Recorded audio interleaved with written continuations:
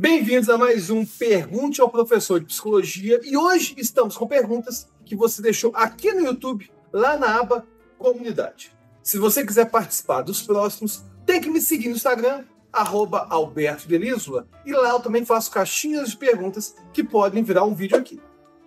Porque vários remédios viciam, como os de pressão, estômago e sono. Vamos lá, tem vários elementos confusos aqui nessa pergunta e eu vou esclarecer todos. Primeira coisa que a gente tem que entender é que tudo pode viciar, tudo pode dar dependência psicológica. Por quê? Porque quando a gente fala do vício, a gente está falando do formato do comportamento. Ou seja, o formato do comportamento de tomar antiácido, o formato do comportamento de usar alguma droga proibida, o formato do comportamento de tomar álcool. Ou seja, quando a gente fala de vício, a gente frequentemente está falando do formato do comportamento. E uma coisa que vai acontecer é o seguinte: esses comportamentos, por mais que a gente fale o tempo todo do formato deles, a função deles que realmente é mais importante. Então, de acordo com o contexto que você está usando alguma substância, mesmo que seja uma substância que teoricamente não vicie, você pode sim acabar viciado. Então, existe chance de alguém ficar viciado em remédio de pressão, remédio de estômago, remédio para sono, só que é muito pouco provável. É muito pouco provável por quê? Porque para a gente viciar, geralmente, a gente está falando de drogas psicoativas que geram tolerância, que geram abstinência. O que é tolerância? Você está usando a droga, recebe um efeito psicoativo, alteração de humor, cognição. Seu cérebro, que não quer esse efeito psicoativo, ele começa a exigir cada vez mais doses dessa mesma droga para você ter o mesmo efeito psicoativo. E aí você começa a usar as drogas de forma cada vez mais intensa, até que, de acordo com a droga, pode até morrer de overdose. Dessas drogas que você citou, e lembrando que droga, de forma técnica, é qualquer substância que você coloca no organismo que não tem função nutricional e altera seu metabolismo, ou seja, remédio de pressão, estômago, remédio para sono, são drogas. Desses aqui, apenas remédio para dormir realmente causa dependência química, causa tolerância. Ou seja, quando você começa a usar esses remédios para dormir, geralmente de forma descontrolada, sem apoio do psiquiatra, porque são remédios que têm que ser usados de forma temporária. Você pode ficar realmente viciado nessa concepção de que está gerando tolerância, está gerando crise de abstinência. Agora, e remédio de pressão? E remédio de estômago? Dá para ficar viciado? Olha, geralmente não.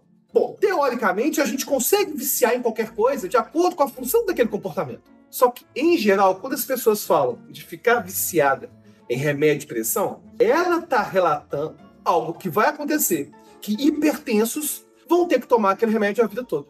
Isso não é vício. O que acontece é que, em geral, a nossa hipertensão vai piorando com o passar do tempo. Então, se você já é hipertenso com 20 e poucos anos, com 30 anos de idade, é claro que você vai tomar remédio para pressão a vida toda. E não tem nada de errado com isso. Ou seja, muita gente acha, fiquei viciado em remédio de pressão, tem que tomar para a vida toda. Não, você não está viciado. Você está tomando remédio de pressão para a vida toda porque existe uma tendência de as pessoas piorarem a sua pressão. Então ela vai ter que tomar a vida toda. Agora, o remédio de estômago é um pouquinho diferente. O que acontece com o remédio de estômago? Você pensa em antiácido, por exemplo, é pouco provável que alguém realmente tenha um vício em antiácido.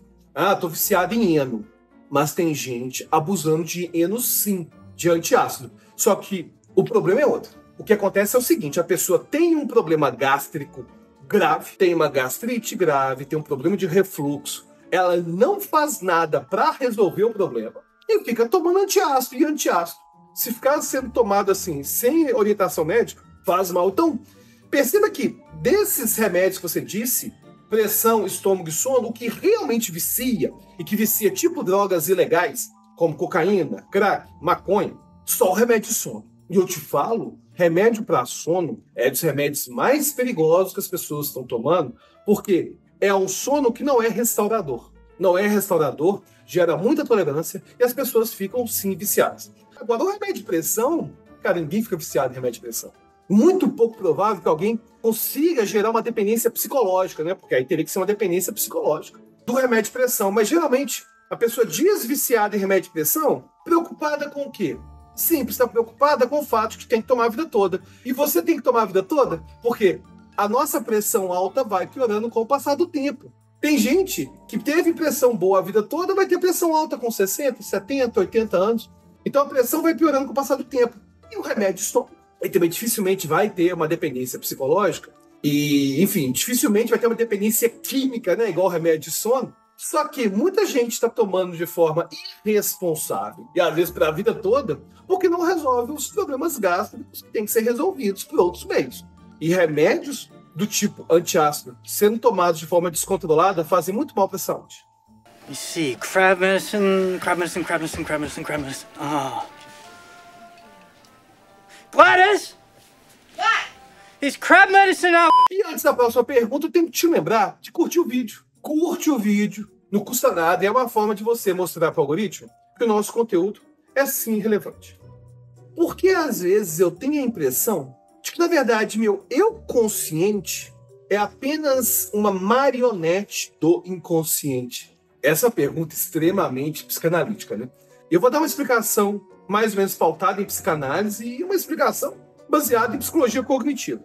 Cara, quando a gente fala de psicanálise, a gente vai falar que tem uma energia, que é o inconsciente, que está como um furacão o tempo todo por trás dos meus comportamentos. E muito disso é verdade até hoje. A gente, muitas vezes, vai ter o que a gente chama de mecanismos de racionalização. Você não gosta de alguém, às vezes é preconceituoso em relação ao lugar que essa pessoa nasceu, preconceituoso em relação à família dessa pessoa. E para falar que você não gosta dela, você simplesmente vai soltar o seguinte: na verdade, eu não gosto dessa pessoa porque ela é preguiçosa. Ou seja, a gente vai dar uma explicação supostamente racional para algo que tem motivações que a gente não percebe. Agora, é importante ressaltar que inconsciente, para psicanálise, não tem nada a ver com inconsciente de psicologia cognitiva, de TCC, que é terapia cognitiva comportamental, ou de neuropsicologia. Porque na psicanálise, o inconsciente é energia. Inclusive, a gente costuma chamar o modelo de emoções de Freud como modelo hidráulico da emoção. Por que modelo hidráulico? Imagina que tem todo um encanamento que está passando água direto nesse encanamento. Aí acontece alguma coisa no seu passado, você não percebe, você se esquece. A sua memória é reprimida, usando as palavras de Freud, é afastada. E aí, é como se alguém começasse a tampar o cano. Ao tampar o cano, você fica com a sensação de que em algum momento esse negócio vai explodir. A gente esquece que Freud foi um homem de seu tempo e na sua época, a Revolução Industrial estava bombando, ela estava muito forte. A máquina a vapor estava forte. Essa ideia de que a energia não pode ser destruída, ela tem que ser transformada, são ideias que estão conectadas com a máquina a vapor e que não está lá nessa metáfora do inconsciente de Freud. Agora, na psicologia cognitiva, a gente também pode ter essa sensação de ser marionete do inconsciente. Só que, na psicologia cognitiva, inconsciente não é essa força psicanalítica. O inconsciente vão ser processos cognitivos incubados, ou seja, que acontecem por baixo da minha consciência. Por exemplo, você está na rua, você vê alguém que você conhece. Você identifica o rosto dessa pessoa. Pô, isso aí é um processo que não passa pela consciência. Você não fica simplesmente pegando os detalhes do rosto para falar o nome da pessoa. Quando a gente fala de inconsciente na psicologia cognitiva, a gente está muito mais conectado com aquela ideia do sistema 1, rápido, automatizado, que é realmente um disparar que não passa pela consciência. E o sistema 2, que é lento, racional. Ou seja, o processo inconsciente seria esse processo incubado, que não passa pela consciência. Agora, e o que isso teria a ver, né, com essa sensação de ser um marionete do inconsciente? Tem alguns fenômenos da psicologia cognitiva que nos dão essa sensação. Por exemplo, se a gente pensa em vieses cognitivos, que são esses atalhos que a mente faz. São atalhos que a mente faz e a consciência não percebe. Por exemplo, estou numa loja, tem 2 bolsas, eu não entendo de bolsa.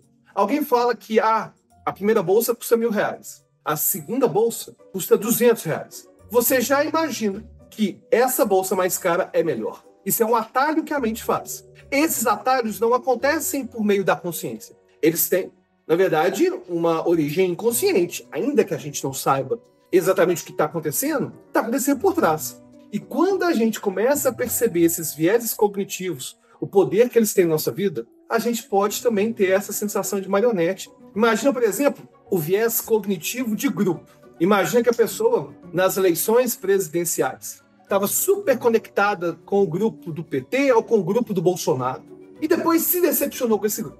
Quando a gente tem um grupo, é comum surgir um pensamento do grupo, que não é o pensamento das pessoas individualmente. É o que a gente chama de viés de grupo. Inclusive, é comum pessoas que estão em grupo terem atitudes polarizadas, extremistas, tanto direita quanto esquerda. No grupo, a gente vai ter atitudes que são mais polarizadas. Então imagina que alguém era um bolsonarista ou petista ferrenho e por algum motivo tenha se decepcionado com o seu movimento. E, por que eu segui aquele grupo, né? Foi o meu inconsciente. Ou seja, esses vieses cognitivos também podem nos dar essa sensação de que tem um inconsciente guiando minha vida. Agora, é importante ressaltar que a palavra inconsciente pode significar um monte de coisa, né?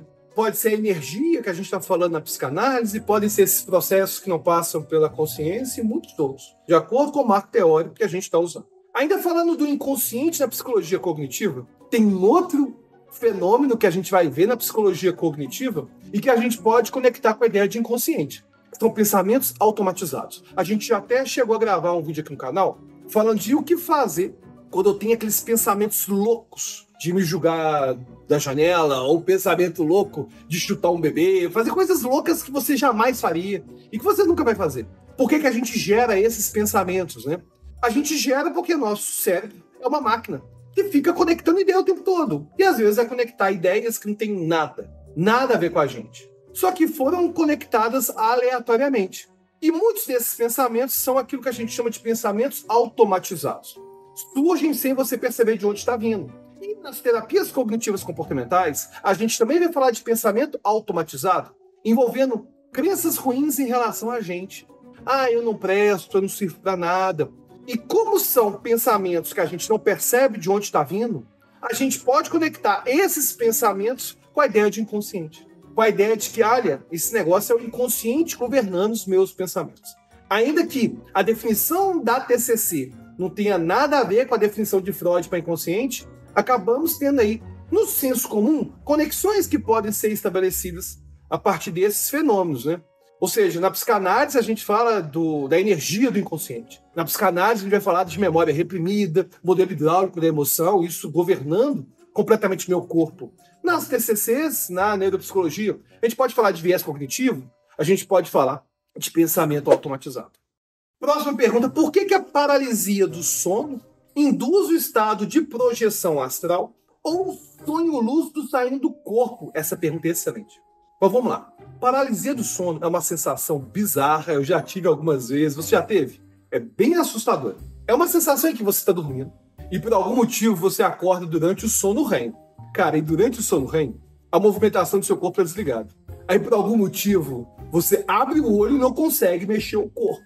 E aí você vai sentir que está totalmente paralisado. Tá, mas o que isso tem a ver com sonho lúcido e o que isso tem a ver com projeção astral? Tem a ver sim. Bom, vamos lá. O que é projeção astral? Projeção astral é aquela sensação ao dormir de que tem a alma saindo do corpo e está viajando por aí. O sonho lúcido é aquela sensação de estar num sonho e durante esse sonho conseguir controlar esse sonho muito bem. A gente tem alguns treinamentos para desenvolver sonhos lúcidos. Esses treinamentos envolvem geralmente despertar durante o sono REM e depois ir dormir de novo.